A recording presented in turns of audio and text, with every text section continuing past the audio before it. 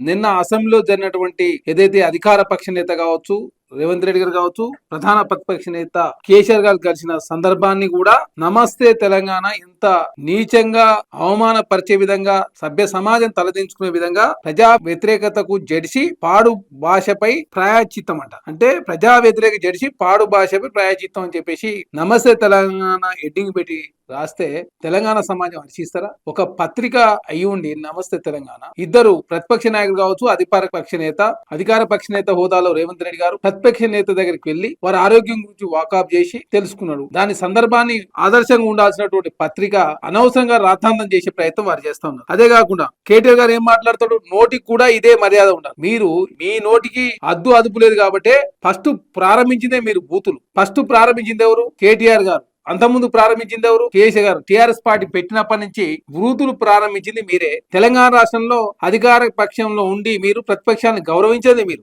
మా ముఖ్యమంత్రి రేవంత్ రెడ్డి గారు అధికార పక్షంలో ఉండి ప్రతిపక్షంలో ఉన్నోడు కేసీఆర్ గారు గౌరవించి గతంలో వారు యశోద హాస్పిటల్లో ట్రీట్మెంట్ తీసుకున్న సందర్భంగా కూడా తెలంగాణ ముఖ్యమంత్రి రేవంత్ రెడ్డి గారు వారి దగ్గరికి పోయి వారు పరామర్శించిన పరిస్థితి మనం చూసి తర్వాత నిన్న ముఖ్యమంత్రి గారు 9 నెలల తర్వాత అసెంబ్లీకి వచ్చిండు. ఈ 2 సంవత్సరాల కాలంలో కేసీఆర్ గారు వచ్చింది 2 సార్లు మాత్రమే. 2 గంటలకు మించి అసెంబ్లీలో లేని పరిస్థితి. అయినా నెలకు 5 లక్షల పైచిలుకు జీతం తీసుకుంటున్న కేసీఆర్ గారు బాధ్యత లేకుండా వ్యవహరిస్తుందే కేసీఆర్ గారు. అయినా తెలంగాణ ముఖ్యమంత్రి రేవంత్ రెడ్డి గారు ఈ అన్నిటిని పక్కన పెట్టి ఒక మంచి కొత్త సంప్రదాయాన్ని తెరదీసి అధికార పక్ష నేతగా ఉండి ప్రతిపక్ష నేతను పరామర్శిస్తే కలిసి అదేవిధంగా వారి బాగోగులు తెలుసుకుంటే దాన్ని కూడా నమస్తే తెలంగాణ కేటీఆర్ గారు రాజకీయం చేసే ప్రయత్నం వారు చేస్తా ఉన్నారు.